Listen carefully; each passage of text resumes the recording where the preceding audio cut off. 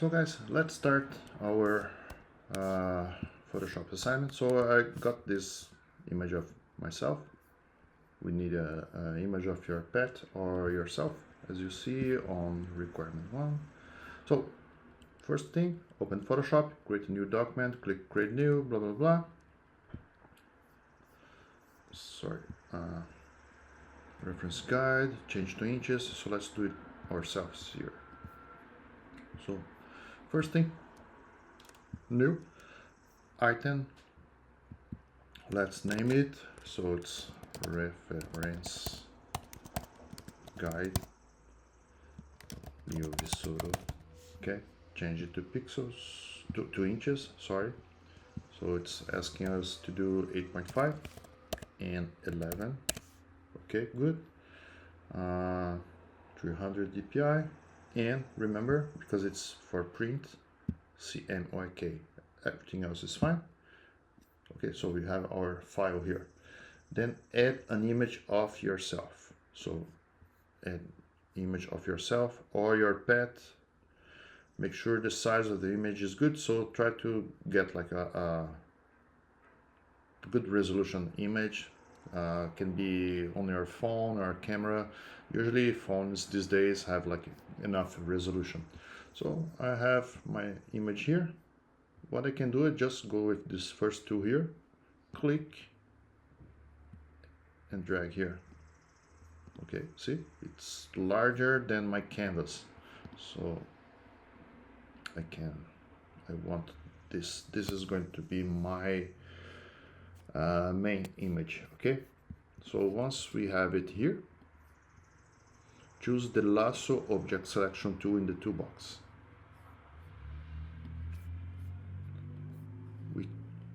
It's this one. If you just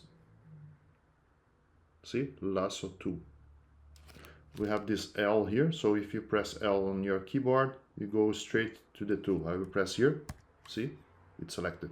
So once it's selected, it's asking us to use this select and mask. Let's use this tool. So if you press Ctrl plus, you can zoom in. That's what I want. I want to select myself.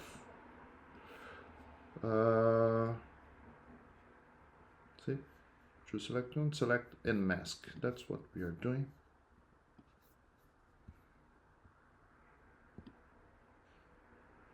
See, it kind of automatically select by color. So if you see it's not well selected, so in this case,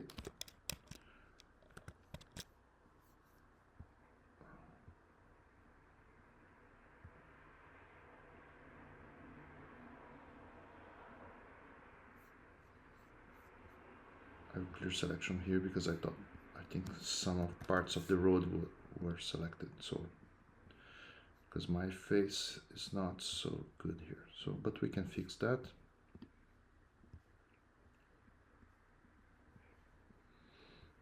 Okay, everything looks good, but it's asking us to invert. Select the mask, set up your options, so you can like increase the radius, make like a smoother, or add some feather, contrast. But in my case it worked. So, but once satisfied with your selection, click OK. So you must invert. So I want to invert my selection here. So now the background is selected, see? But I will duplicate this one. I can just drag and duplicate it here. I will remove my mask, click and drag it to the trash here. So I have one option here, but as you see, I will click Ctrl and click here just to get my selection. I will invert my selection. You can select, come here, inverse. So now I selected myself here, okay? And I make the selection. As you see, it's kind of got some parts of the road here, so I can click here on my mask, which is this one here, and then I will paint it with black. I can decrease my tool here. If I click here, I just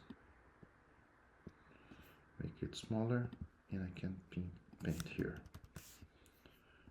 Or I can just use my selection tool here. This is not the best professional way to do a selection, I tell you. I can teach you a better, more professional way, but this is what the assignment requires, is asking us. So once it's selected, I come to my mask here. I can get the bucket, click and hold, paint bucket too. Okay.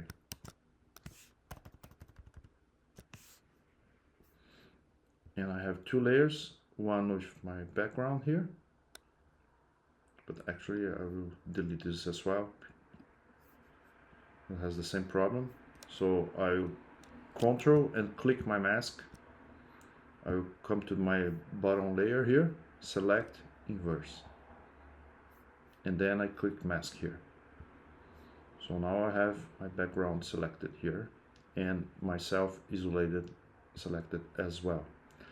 Okay, so this is the selection. I did it a little bit more complicated, but it was the way it worked for myself. That's the thing. Sometimes it works differently for each photo, for each image.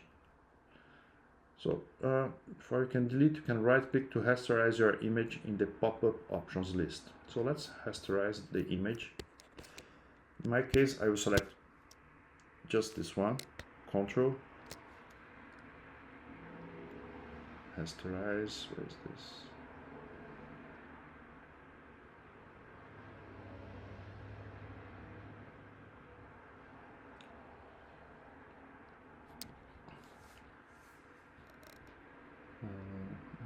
Rasterize image.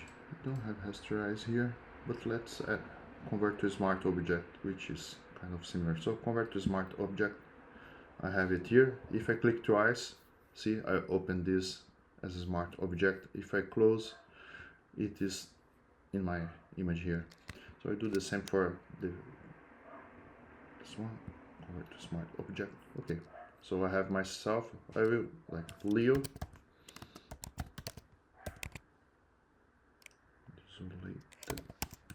and the bottom one, I will name it background.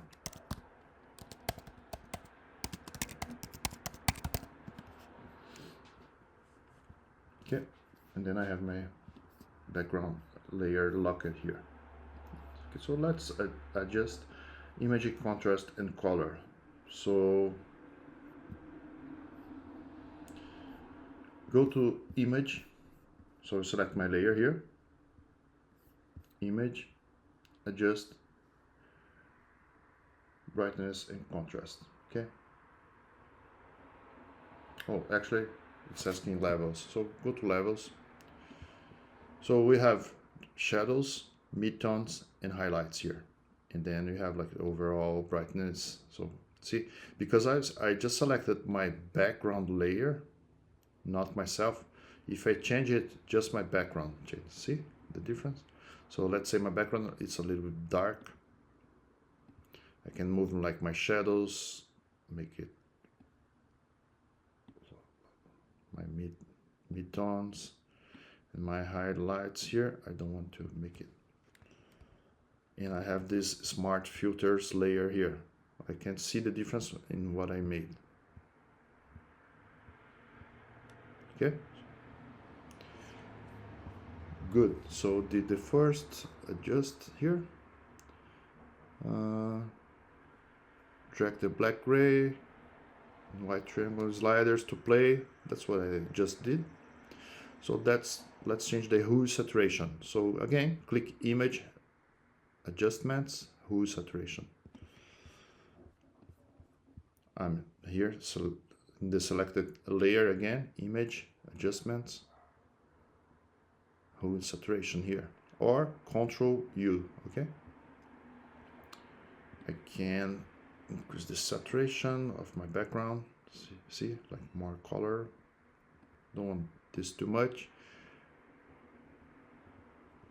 I can see, change the colors. Don't want this too much. In the masters, or let's say my image is kind of bluish, so I can increase the blue, decrease the saturation. I want to increase the greens saturation because I need this trees a little bit more pop up. Let's go to the masters again. I will increase lightness for everything. That's good. That's what I wanted. And again, I have it here. You see, just this little eye. If I don't want it anymore, I just can see the difference.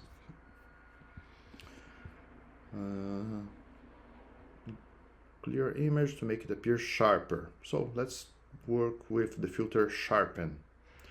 Click on filter, go sharpen, unsharp mask, and just like play with the sliders as well. So background, filter, sharpen, unsharp mask.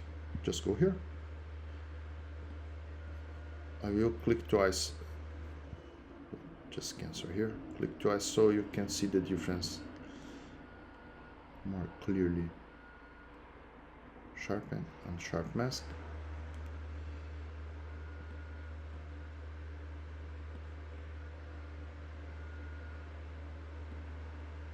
So just, if I have 0, see it's not blurry, but it's not as sharpened as when I move my slider there up. So you see clearly the sharpness at the trees here. So sharp that. And you also have the little eye here. You can see with and without the filter. Okay, I increased my sharpen here. I want to do it something with myself here, so you can also play if you want. I will play with my levels here. See? Make myself a little brighter and increase the contrast. I also have my filter here. See how everything looks better. Just like going to my history just to check like that. Oh, I cannot go to the first one, so I have a number of steps, but that's okay. So sharpen, and I want to add a background color. So if you want to add a background color, in my case I don't want it, but we can do some like effects.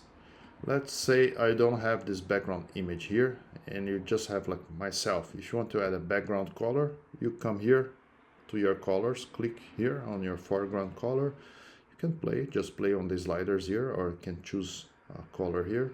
Let's say I want it bluish, okay? In my case, I will use this color, use my paint bucket here. Remember, you need to select the layer you want to paint, okay? But I have my background landscape here covering this layer, see? When I make it visible, it covers.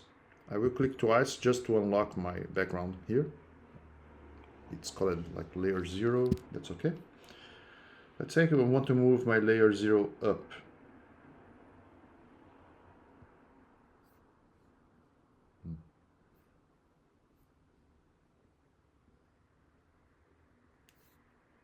My computer's kind of getting...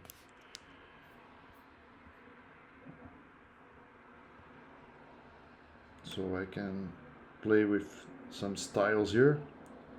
Use the transparency, so I want to do it like bluish. Okay, continuing here. So we are in the add a background color. So as I said, I added that color to this layer here, but I just added as multiply with 28% opacity. So as you see, my background is kind of bluish. Not myself, because I'm above this. If I move it up, see how it changes, but I don't want that. I just want the background bluish. I can increase if I want. I have like different effects as well. Maybe this looks, color bar looks nice, the mountain looks nice, see? So I keep this. Cool.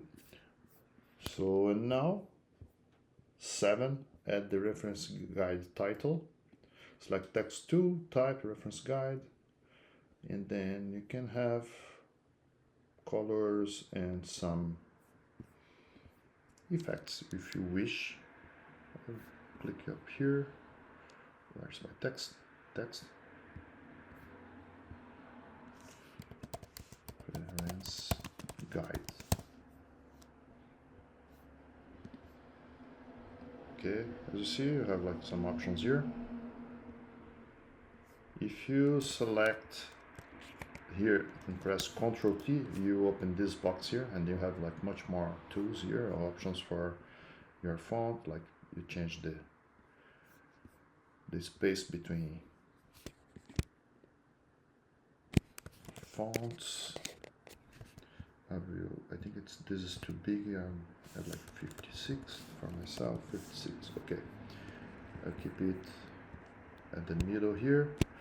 And then if you see some effects here, see it's down here, so select the layer effects. I will add some drop shadow because I think it will look nice. Maybe it will not. See, I change like the distance. Actually, I don't like this one, so I will remove drop shadow and I will add like a color, a stroke. Yeah, yes, this maybe looks nice here, so I can change the size, just like a soft stroke. And now let's see how the drop shadow looks. I push the distance. Yeah, I think it looks nice.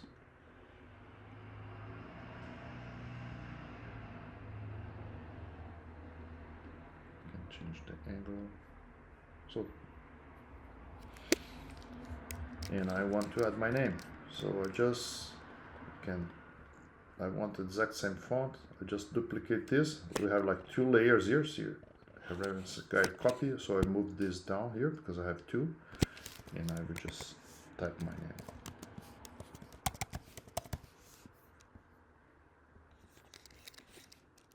name. But I want a smaller 30. Okay. No, that's it. That's what I want. Save and close the document. So save as PSD and JPEG. That's what we need. So I will, because I had to save as on my computer. I will just replace, because I saved this already. I had to save because my computer crashed it. So I'm just saving as a PSD, and to save as JPEG, save as a copy, and select JPEG, not JPEG 2000 or stereo, just JPEG. Okay, you can remove the copy here, just leave. So that's it. I can close.